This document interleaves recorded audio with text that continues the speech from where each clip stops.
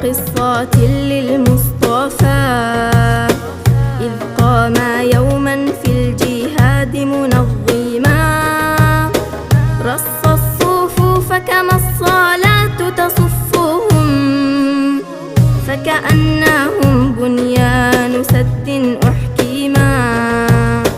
وتجول المختار بين صفوفهم فإذا بشخص بينهم متقدما قد غير الصف القويم خروجه نظر الرسول إليه ثم تبسما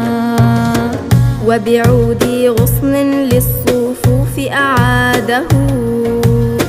وأعاد للصف القويم تقوما